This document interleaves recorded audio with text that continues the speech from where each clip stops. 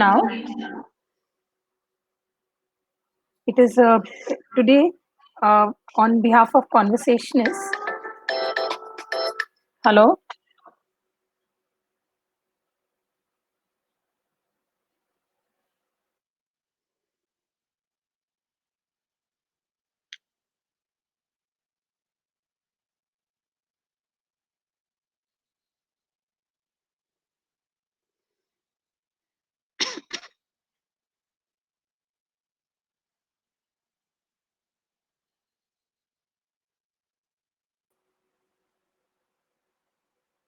good evening.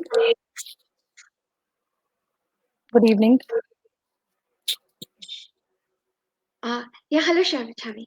Yes, I think there is a little bit of connectivity problem. I'll just come. I'll just join you in. Oh, oh, I see Shivo saying watching.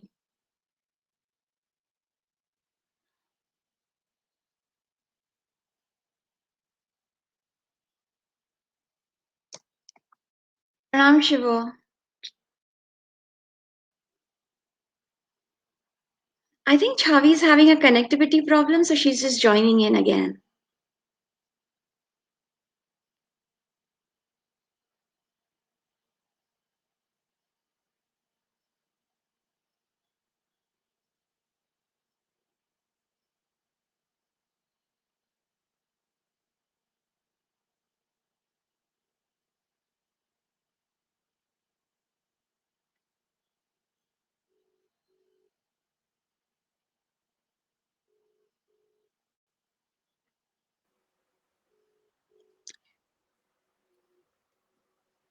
Good evening.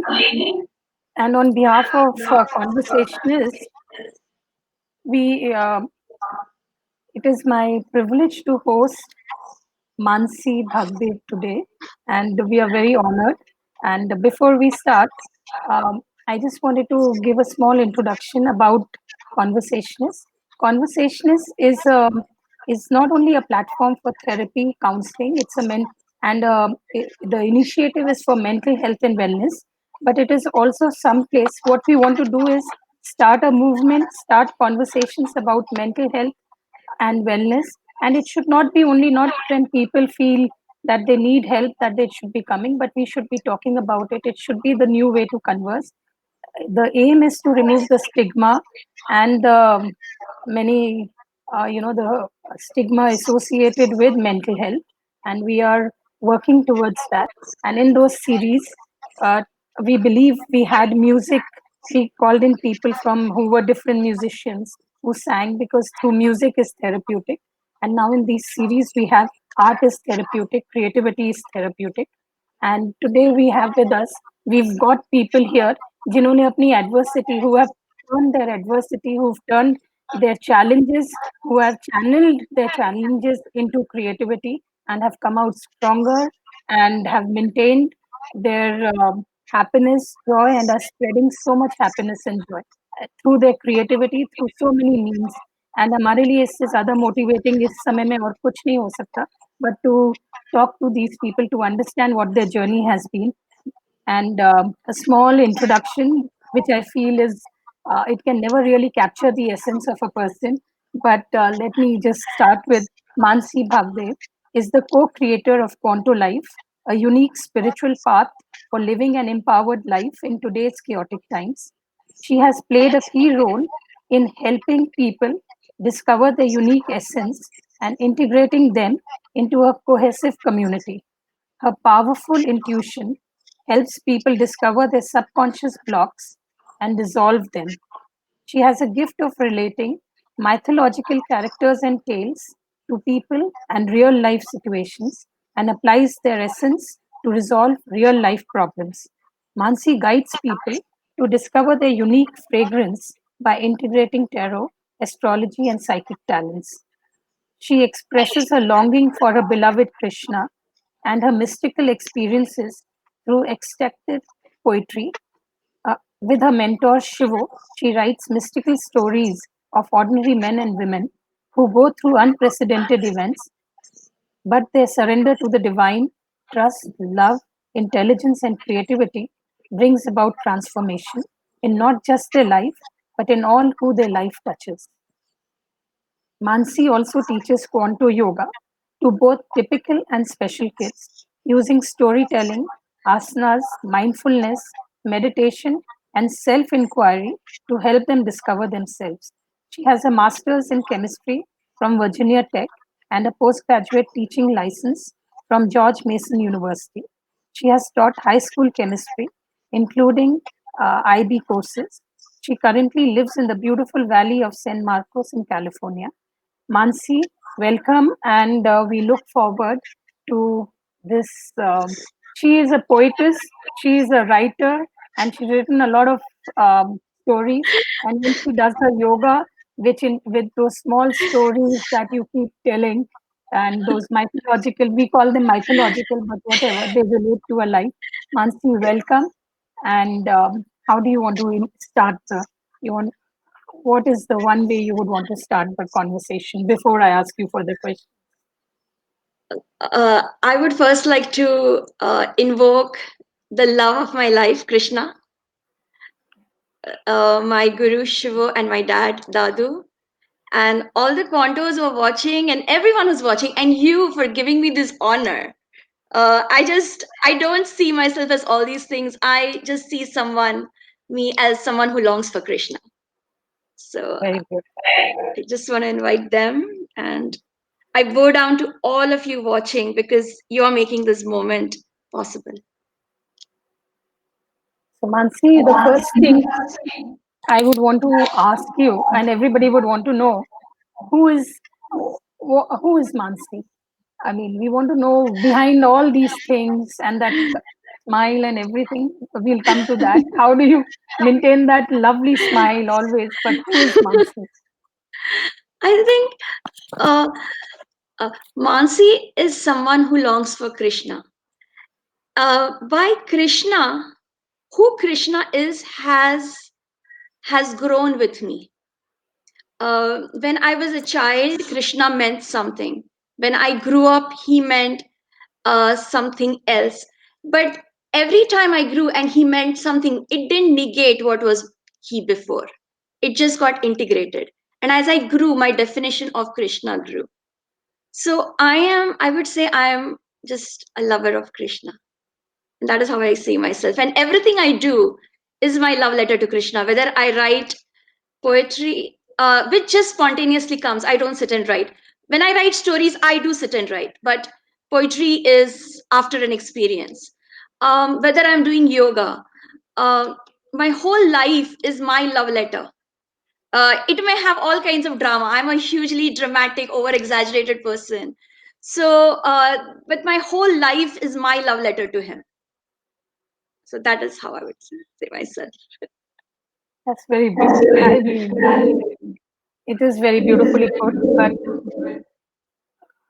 Mansi, you have written one very beautiful poem on Krishna. Mhm. You would you read it out for us? Which one? Because everything is for Krishna. Is it when I The one, specifically take his name? yes, those that small couplet on Krishna that you wrote.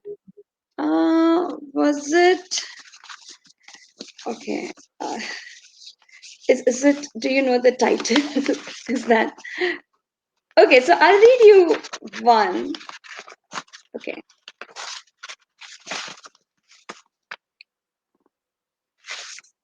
Okay. All my lives have been but only two. This was a time when a lot of people were talking about past lives, Okay. because in spiritual circles. And then when I was looking at what past lives or even this life meant to me, this is when this came out. All my lives have been but only two. In one, I become a prayer to you. In the other, you come as a blessing to me. Oh, very beautiful. If I have to read something else. You know, there is one Yes? poem of yours which goes, "My love, my Krishna, I have seen only you in the color of the cosmos, in its Yes. light and shadow. I have heard only you in its midnight silence. It's enchanting music. I have felt only you in the Ras and the Ras. This is a very beautiful line. I just fell in love with this line. I have felt only you in the Ras and the Ras. I have experienced only you in the form manifest, in the form potential. Every journey, every pilgrimage, this life between lives, life after life. It is only a journey from my heart to yours. This is a very beautiful poem, and I don't know how it goes. But Mansi, how did you reach this stage? This, this balance, and there would have been difficult times growing up, other things. How have you turned your adversity into your strength, or anything that was a very moment, challenging moment, difficult moment, and how did you work through this? So it all starts with a longing for Krishna. It all starts there. But what happens is, what comes, like I talked about the rasa and the ras and all, but that's not how it comes. The longing is there, but it comes as a trigger. First, it comes as a trigger. It comes as a crisis. It comes at a point where I'm at the cusp of something that is so overwhelming, and I want to, and I'm not a saint. I try to distract myself. I don't want to deal it. It is too overwhelming. I do everything and nothing works. I distract myself. I do other things. It doesn't work. And I have to stay with that. I have to stay with that. And at some point, it it just the transformation happens, the ecstasy happens, and then I write. But I want to give you a very concrete example. The only one time I have asked something of Krishna, the only one time was, I said, I was at the peak of my happiness. I was at the peak of the ras. I was in love and everything. Everyone would say the world is my oyster. And I said, I'm ready to be a mother. I want to be a mother. And I asked him, I wrote a letter, which my Guru Shiva carried to Dwarka. I wrote them, I said, please come. You have been with me. It is always you. So come. 2 months later, I conceived. 5 months later, we came to know that there was something wrong with my son's heart. That thing I would have probably overcome, but there was one after one challenge. It kept hammering on me until I broke down. He was the first 100 days of his life, he was in the ICU. He had surgeries, had many surgeries. This is my first child. So um, this is how. So when I longed for him, it was almost that I could not experience him with who I was. I had to go through this. And when I went through the crisis, uh, at some point, and the crisis I always could feel even in my body. It was a pain somewhere in my heart, somewhere in this. It was too overwhelming. But when I would stay with it. And of course, after trying all the distractions which didn't work, I would stay with it. At some point, at some point, I would just experience, I would have called Krishna for this pain, but I would just experience him everywhere. I could no longer feel my body. Even my body did not have a boundary.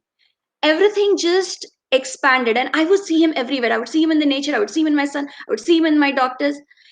In fact, before Ishan would go to surgery, the surgeons here would meditate with me. That is how it would happen, and then they would go into surgery. So it is not something that I think about.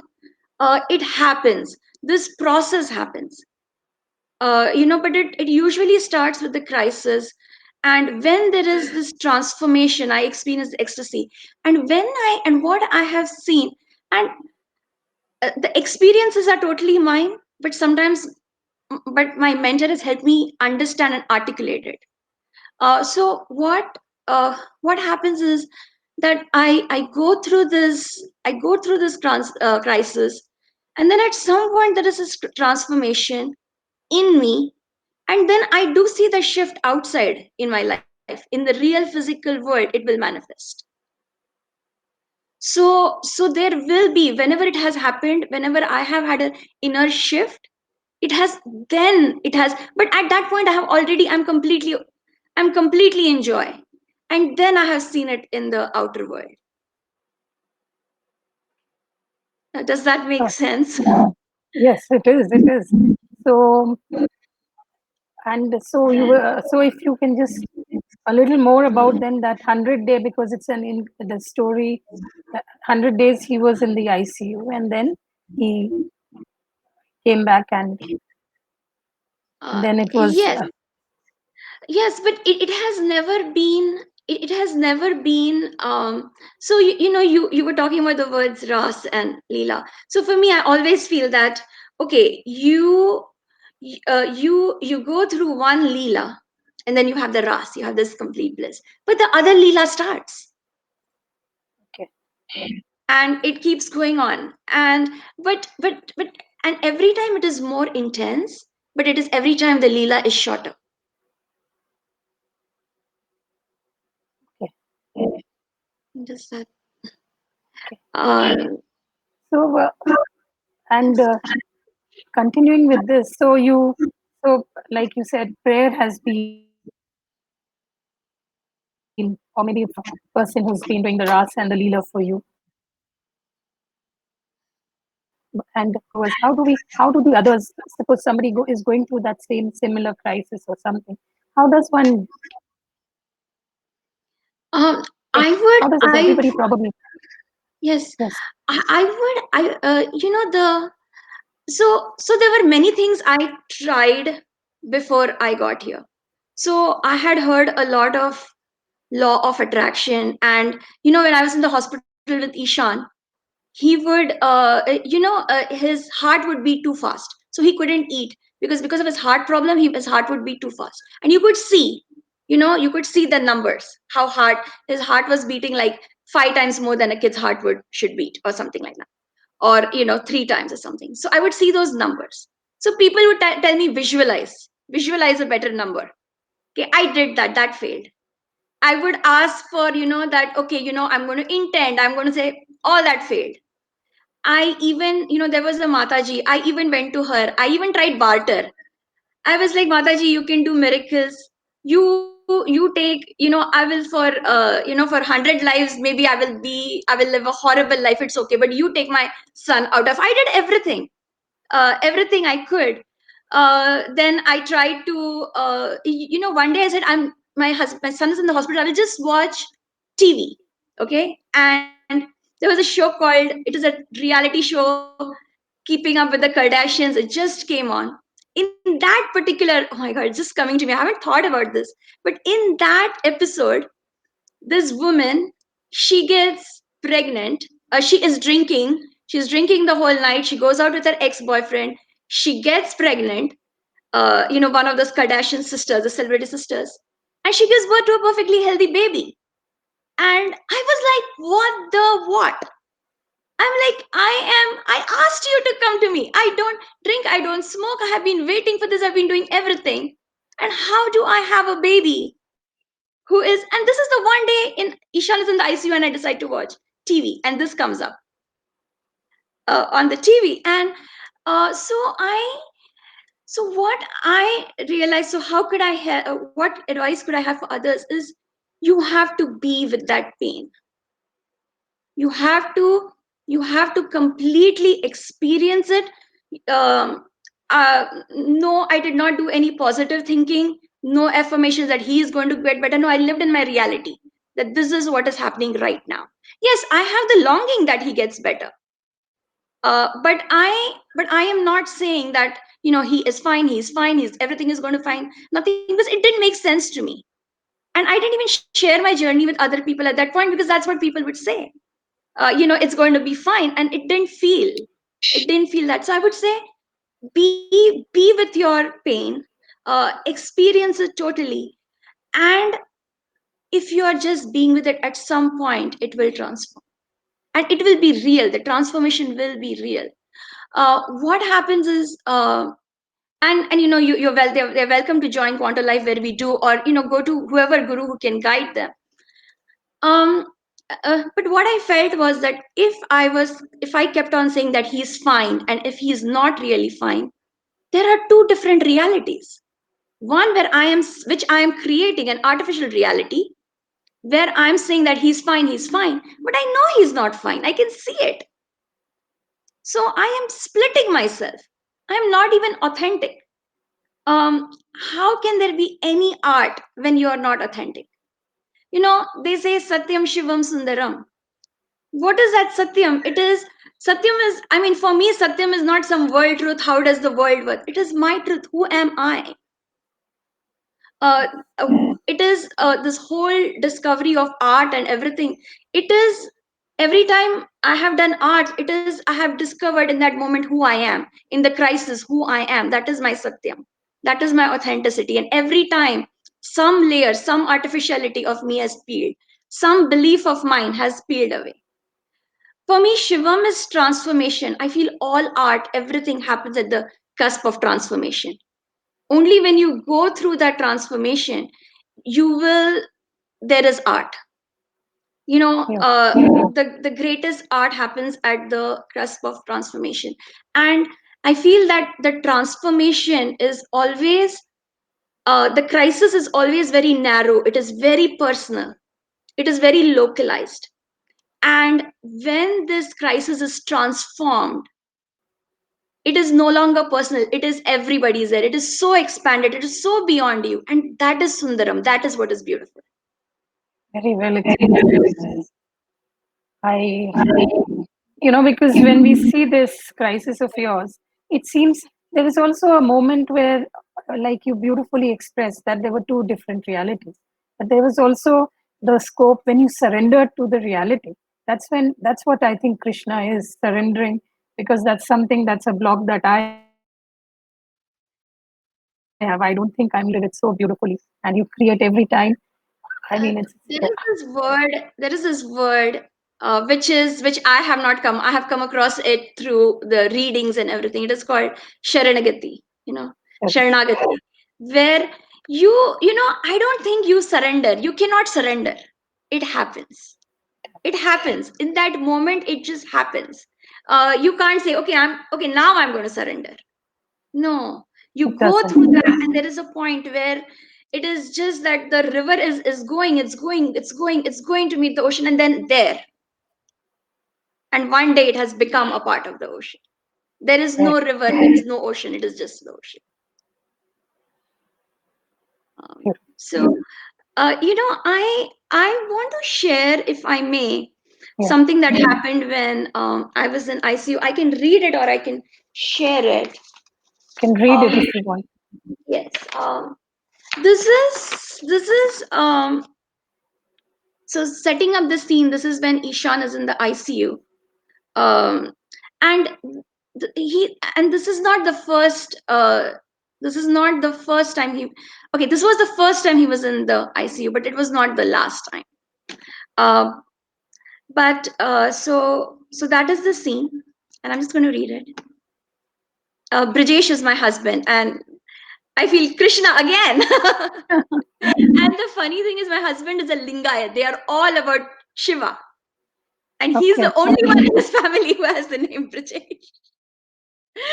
So, another of his humor, another of Krishna's humor. I say every evening as I waited in the hospital lobby for Brijesh to pick me up, I could not help seeing happy mothers leaving their hospital with the newborn babies. On the surface, they looked just like me. Their faces were radiant with the fulfillment of giving birth. And yet they also looked exhausted since their bodies had gone through so much. But that is where our stories digressed. Unlike them, we would not be going home, leaving our heart behind. No colorful balloons, no big soft fluffy toys, no suitcases, and no baby.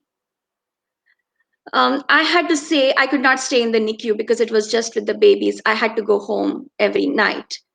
I had just said goodbye to Ishan. I couldn't watch them. I couldn't watch this. I would never wish this on even the worst person on earth. But I couldn't bear to look at them. I didn't share this with anyone for a very long time because how would it help? They would just give me sympathy and pity, and I couldn't bear any of it. Not now, not on top of all this, not when I needed to be strong for Ishan. In a very vulnerable moment, I shared this with Shivu, and he said, I should bless these families. What? I was so aghast, so shocked, so stunned. As these words played in my head again and again, my anger raged like a wildfire engulfing my whole body. My whole body was in flames.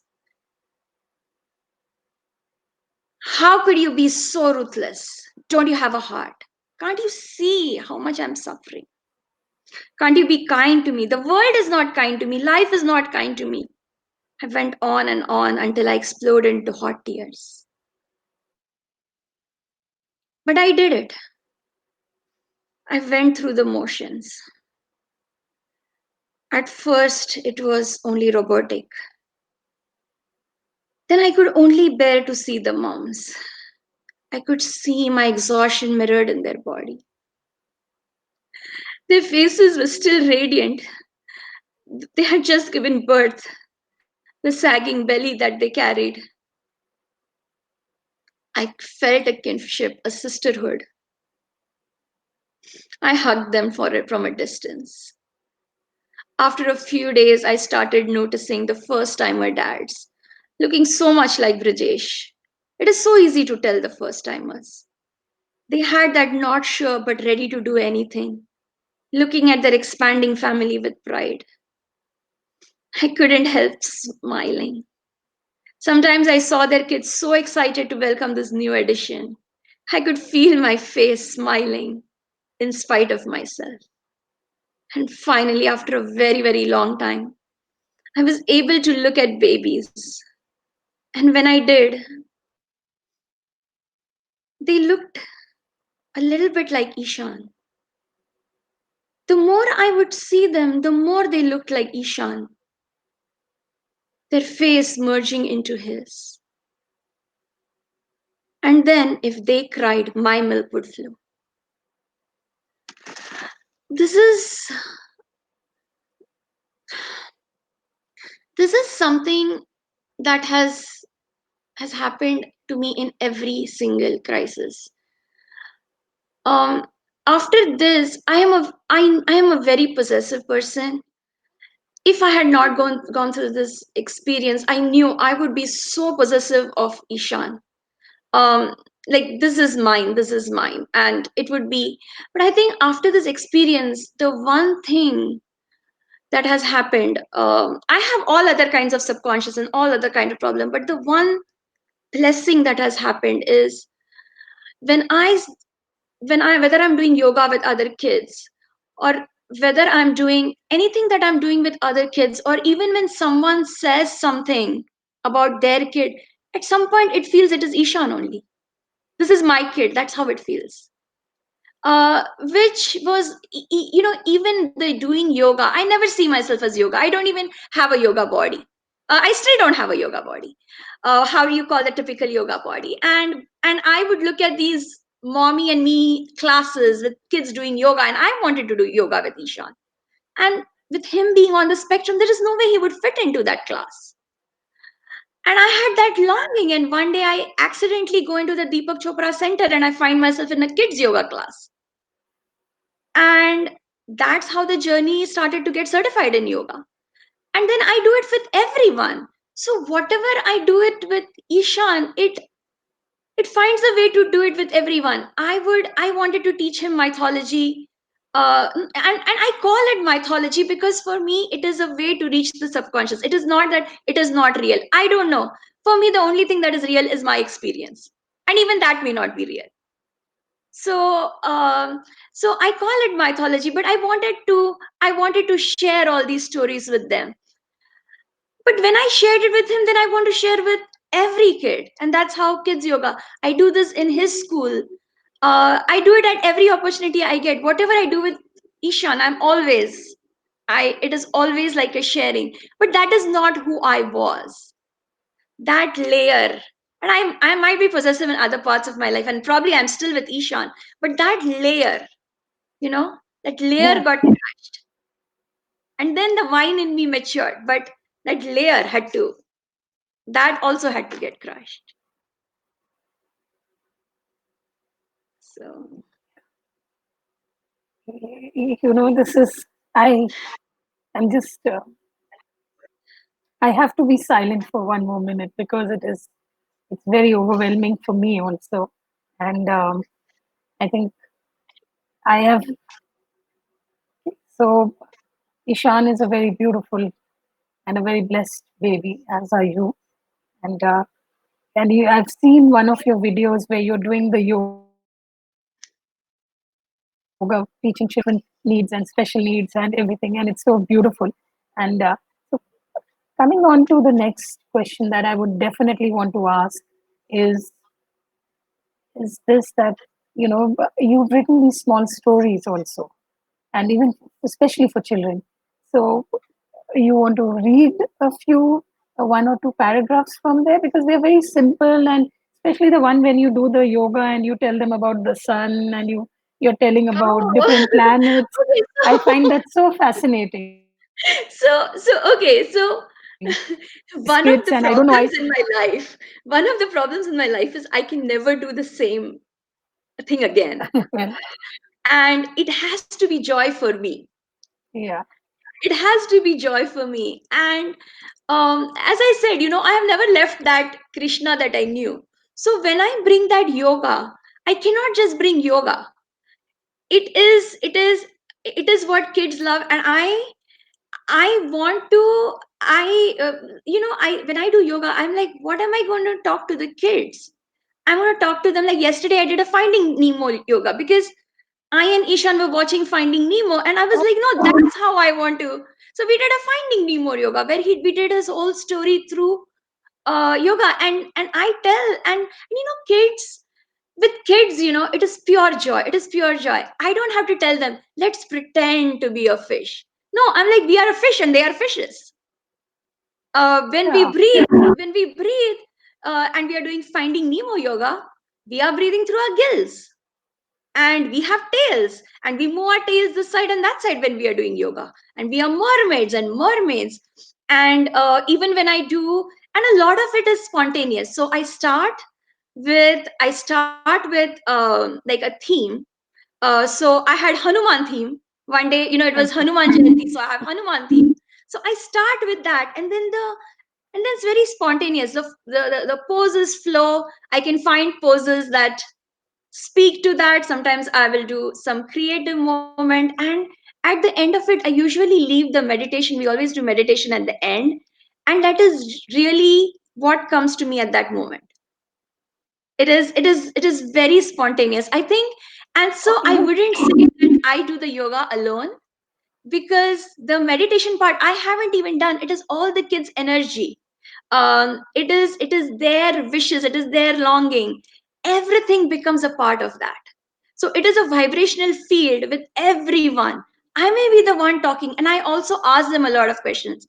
Right now we are doing the sessions on Zoom. I don't get as much interaction, but even then they are bringing in their energy. So for me, it is like all of us are really creating that meditation at the end. So you have, because there you have, it's an inclusive kind of a group. So you have typical and atypical children, and so Yes. you would have somebody who has a little bit of maybe movement difficulty or something like that. So how, accordingly you customize it, or how the movement is, like this is for all of So, us to so, learn. uh, so, so the thing is, I do teach also. There is Up for Cause, a special ed organization over here. So do teach for them, and then it is mostly special kids. But even the siblings join, so it becomes more inclusive. The parents join and Okay. I always thrive. I always want diversity. I'm never like, okay, there's only one, because I feel that adds a flavor. When you talk about someone may be able to do this movement, someone may be able to do that. See, I personally am very open about my, if I have an issue, I had a fracture, I could not put weight on my leg. So I told them I cannot do this. So that is okay. Sometimes I am doing a balancing tree pose. When I'm by myself, I can do it for 10 minutes without losing balance. But sometimes I'm trying to get the camera right. I'm facing the wall and I'm looking at the camera. I lose my balance and I just laugh. If I'm doing a tree pose and Yeah. I lose my balance, I'm like, hey, I'm a dancing tree right now. Oh, the wind came. Oh, look at me. So we have it. I mean, I am like, yeah, I fell down. Okay, this is my body. Here's my belly hanging out. Here's my this. This is my hair. That is so. So I am okay putting myself out there, vulnerable, making these mistakes, and I think that allows everyone to be authentic. When I often ask them about what are their failures, what are their this. I first share my failure. I first share my vulnerability. And because I don't think it is authentic for me to ask them if I am not there. I cannot ask you to share your darkness if I have not shown you mine. Yeah. I am naked. I am naked there in front of them. And and then I say, can you? Will you trust this space and will you be that? Will you? Are you? Can I hold your hand? Can we all support you in that vulnerability? So that is the space, and I think and I hope and I pray that the kids are able to feel that. And then so yeah, so that's how we do it. And so when you were just talking about vulnerability and failures, do you think you've had anything that you would really call a failure in your life? um you know, see, these are just words. These Words. are words. These are words. The only thing real is my experience. Also, I feel that for me, courage is the ability to show your vulnerability. If Right. I, for me, the courage is not to say, oh, I'm doing great, I live here and my son is doing great and this, that for me is not courage. I'm hiding and he is doing great, but there is also this. And so for me, vulnerability is courage. If I say something is a failure, it is not really a failure, because I have completely accepted it. If we have completely accepted it, then we have transited. It is not really a failure. I'm calling it a failure. So that is the irony. That is the paradox. By calling it a failure, I am no longer affected. Otherwise, if I was still affected by it, I would not call it my failure. So even Very, if you see very, my very true. poems, there is a lot of paradoxes. There are a lot of contradictions, and because see, the contradictions in real life will clash. If it is just on a level, it will clash. It is only when you can feel the presence of this divine, that time the contradictions also harmonize, even they become one. Yeah. That I Yeah. can say that my life is extremely challenging and extremely magical. Yeah. They both are true. I So have moments of great challenge, but I also have ecstasy. And there is a magic that did not exist before this. The magic has grown, the joy has grown. And yeah, that's what I can say. smile, your smile is so infectious. Everything, everything, and it's like it's such a. I mean, the whole this session itself is taking me onto a different level of understanding, and And indeed it we is have. also, it is thanks to you. It is you are, see, you are drawing this out of me. It is the way you look at me, that is what everyone is seeing. And that has to do with your eyes. This is so beautiful. Thank you so much. So we're looking at how about telling us another one of your poems. There's so much of joy and happiness in them. So, Do you one is paragraph. anyone is there anyone? Okay. Okay, I'm gonna read one which I know you had told me to keep everything ready and I thought I did. Okay. Never Okay. mind, I No, I have one. Okay, so this is, as I was talking about the brink of transformation, right? That's where poetry happens. And I don't sit and do. So when an experience happens, I am ecstatic. I cannot write. There are no words. I am just like, I am dead, or I'm completely alive. I don't even know. Again, the paradox. okay. But then I come back to the ground. Tare come to the zameen, and then it just comes. I don't edit it. I don't. So it is not even. I don't think there are even rhymes or anything. There is no. It just comes, and I just write it. There is no really editing or anything. The prose, yes. The story, yes. But this just comes. So I watched a butterfly just being born, and that butterfly came into my hand from the cocoon. Its wings Oh, were still wet. Okay, this is the, I think after Ishan, this is the first where it just physically, it is okay. not a, yeah. So this is, we had gone to a butterfly farm, and this butterfly was born in my, we just serendipitously just landed there. We were going somewhere and we just landed there. So this is where I read. On the wings of serendipity came face to face with a just born butterfly, so overwhelmed in tears, like as the air, light as sun, walked up my bare arm like a whisper, like a caress, like the breath of the mother. Her story she fluttered from the creepy crawly caterpillar, oblivious to all, ravenously ate all day, surrendering one day to her, capital her, in her womb, transformed, transcended, reborn. Light, vulnerable, fragile, like life. As the earth awakens into spring, may we emerge from her sacred womb again. May we be reborn again. For me, this when this experience was happening, it crawled up my, after a while, it just started walking.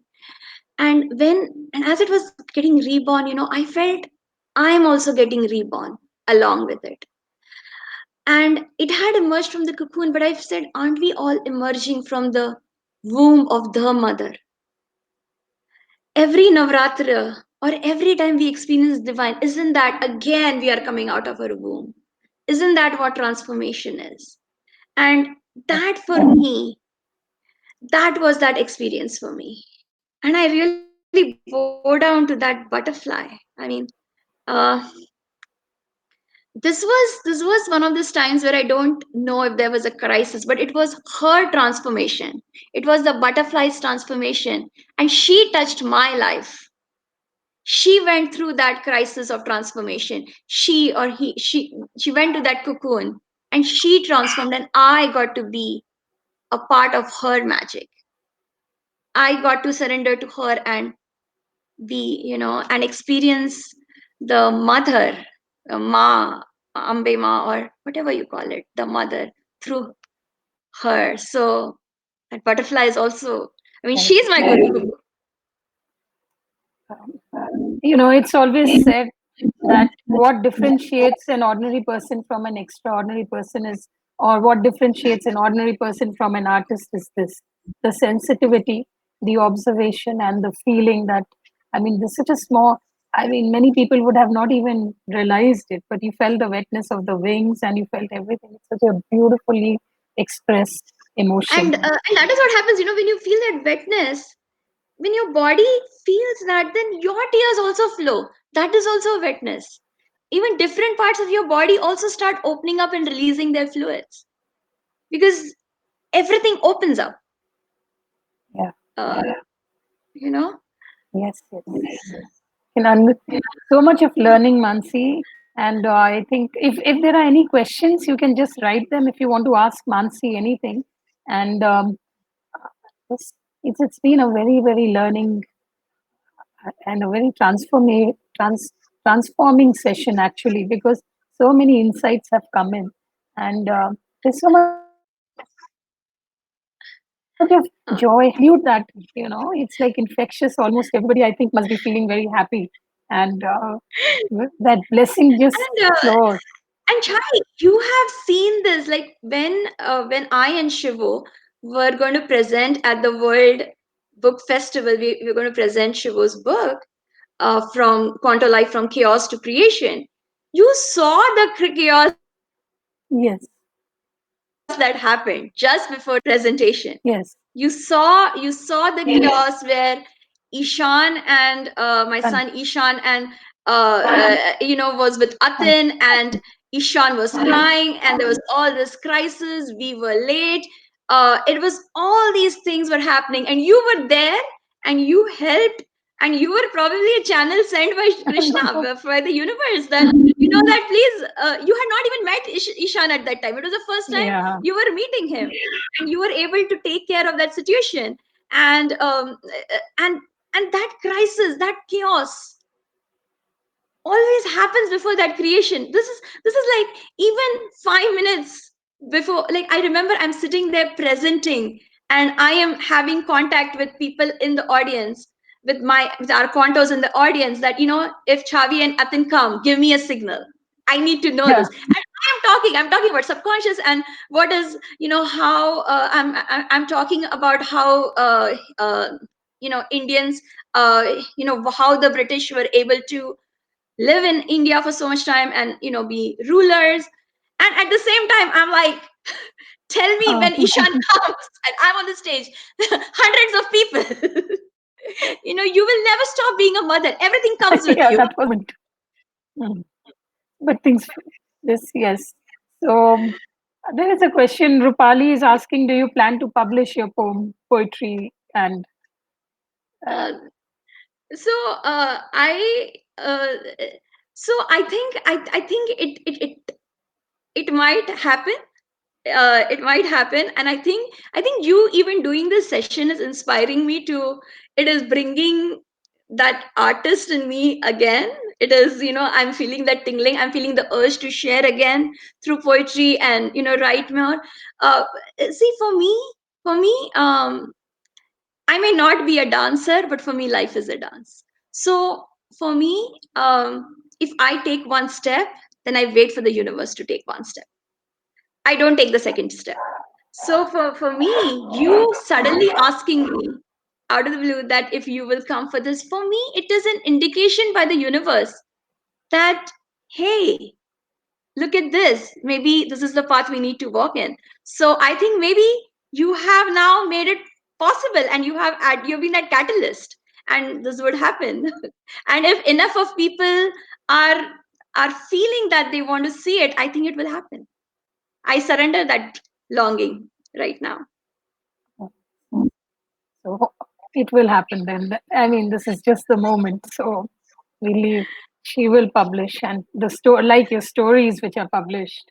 I hope 3 of your stories are published, and there's more writing to come in. I also know that you draw, also you sketch, also, and So yes, again, as I'm not a dancer, I'm not an artist, but you know what I feel.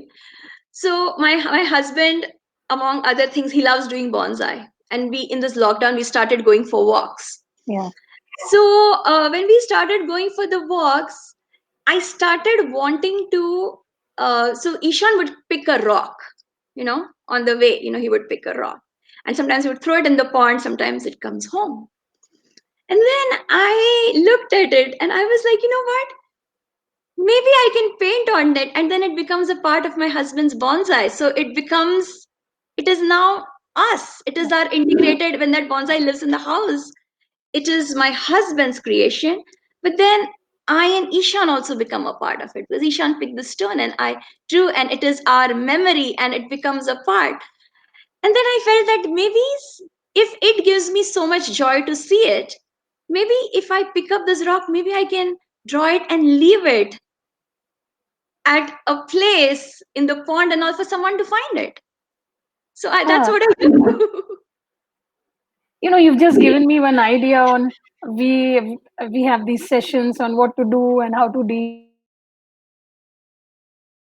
how to and this is such a beautiful activity. If I have your permission, I'm going to be you know I'm going to be using it as one example of Oh, bonding there is no activity. permission needed. I think that if this happened, I was just a channel for it to happen. There may be many people doing it, Yeah. and I think, and this is the joy. If you do it, actually, it will even add to me, because we are all connected. You are increasing the intensity of my experience by doing it. So you should not ask my permission. In fact, I should give you gratitude if you do it, because it will add to my experience, and I will feel that somewhere Chavi is also doing it Very and nice. bringing this joy to other people. Yeah, I have to change my words because traditional, the orthodox, the conventional words, just I have to just leave them aside when I'm dealing with, when I have to talk to Mansi. I have to leave all those things aside and just talk to Mansi. And because unraveling Mansi, knowing Mansi is not easy, and it's yet it is so simple and easy. You've expressed so many things. It takes a lot of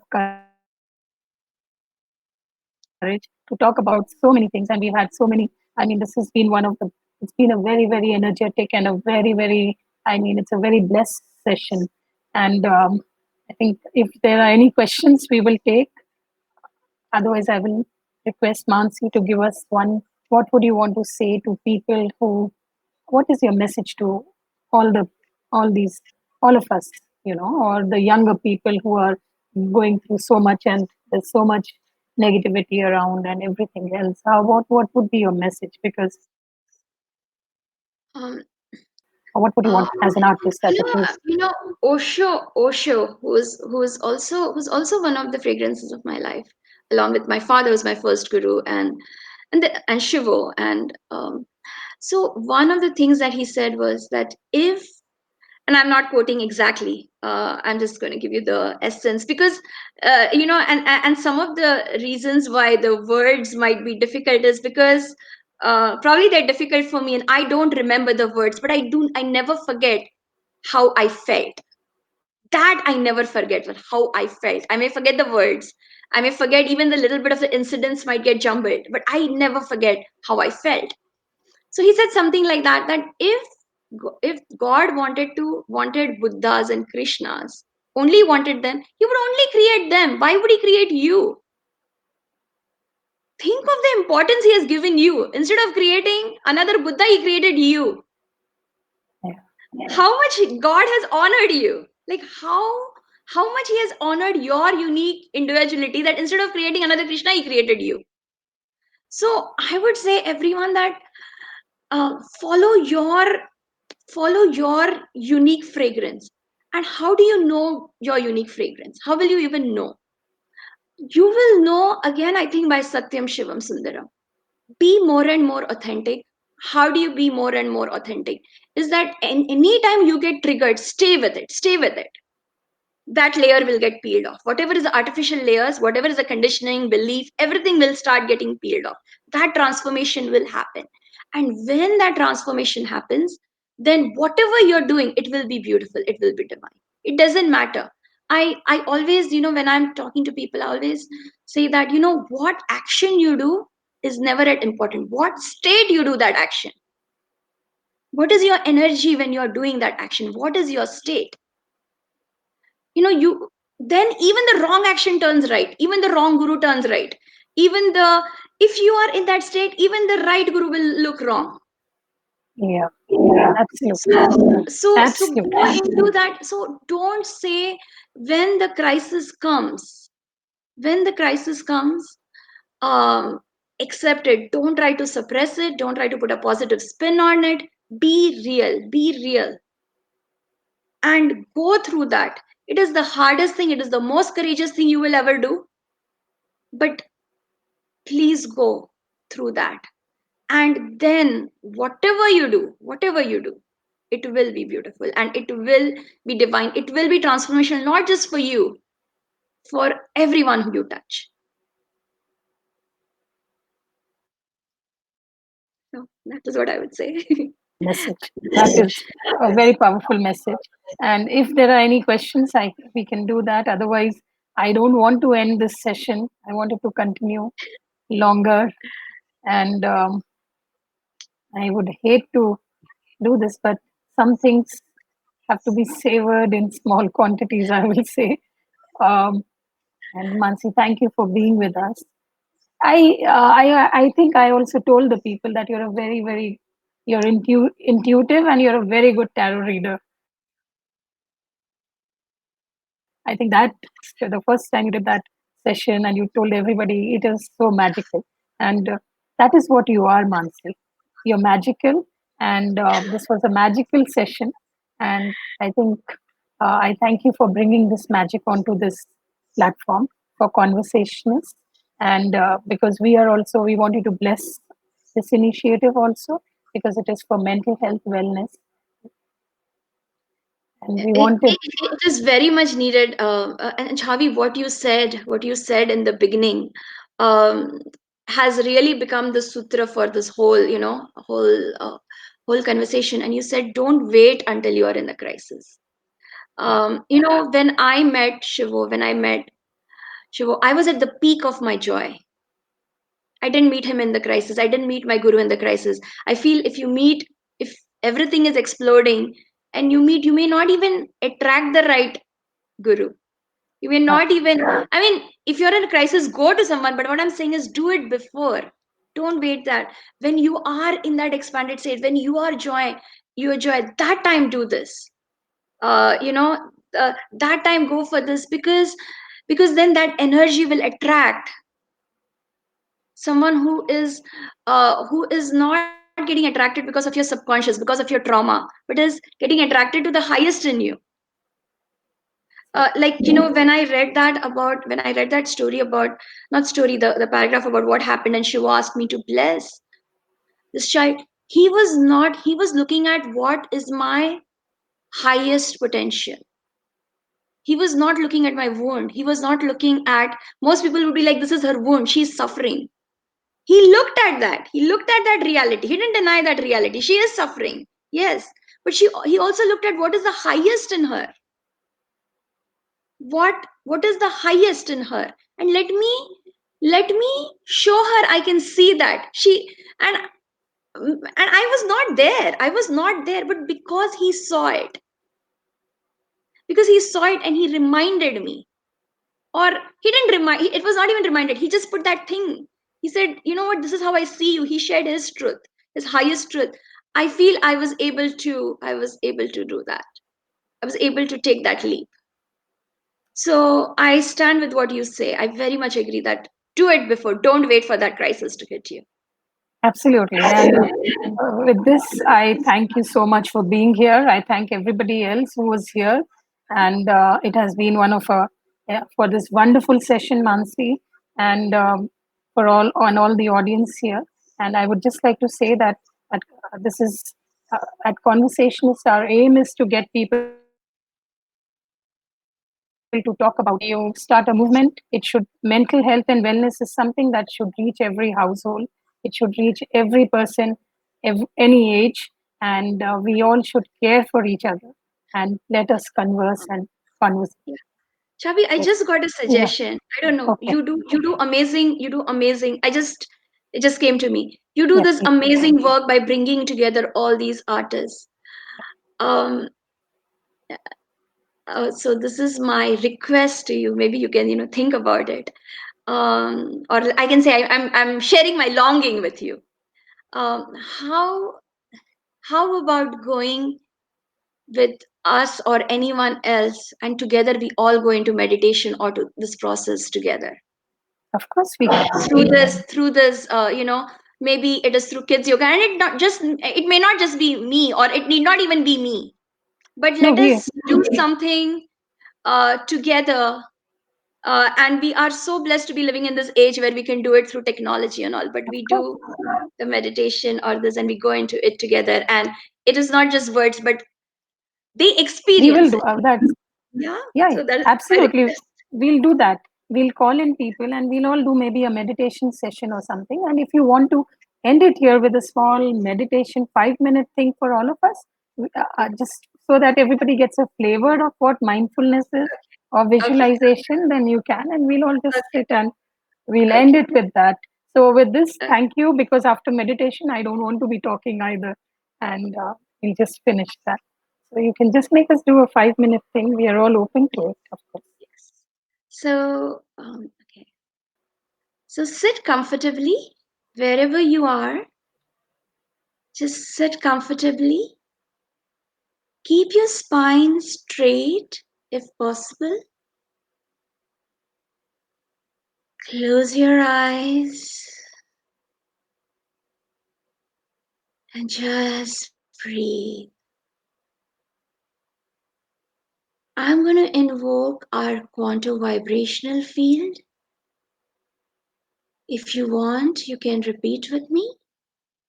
Quantum, quantum, quantum.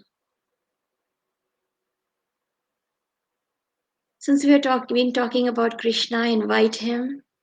But you can invite any of your gurus, devas, angels. It doesn't even have to be Hindu. Anyone. You can invite them for prayer. You can invite them to join us in this 5 minutes.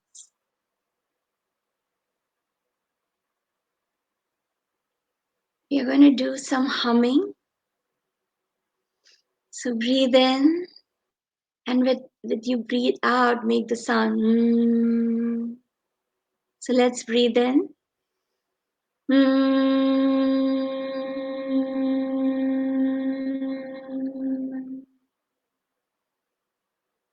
Mm.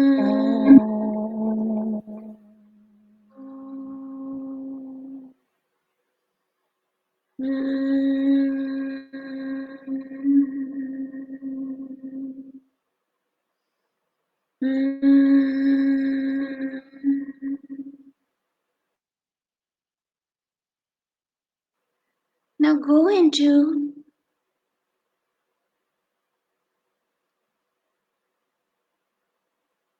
the most intense moment of your life. It could be something that is the saddest moment, the most painful moment of your life. Time travel into that incident. Feel everything that is happening. Feel everything that was said, everything that was done. Now scan your body from head to toe. Where are you feeling it? How does it feel? You have invited someone who you think is divine to be a part of this. Just go into that memory, feel it in your body. You might feel something in your body at a certain place, and even if you don't feel anything, maybe you're feeling just numbness, and that is also a feeling. Just feel that. Go deeper into that incident.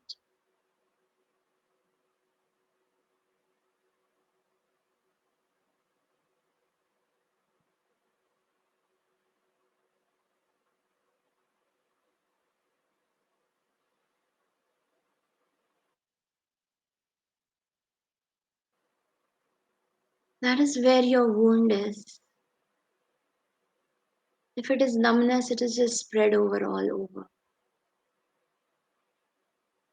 Or there is some suppression happening. Just be with it. Just be with it.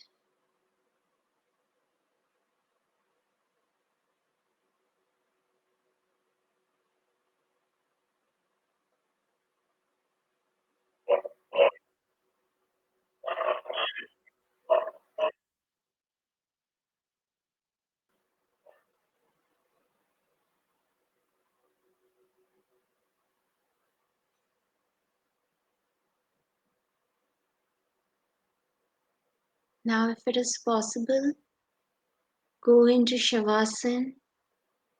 Just lie down, keep your eyes closed, and just relax. And whoever divine you invited, and the field is going to try to take away that wound.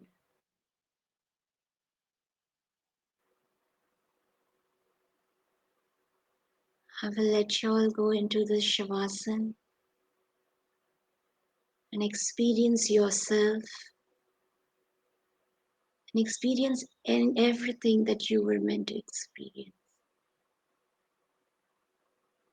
Namaste.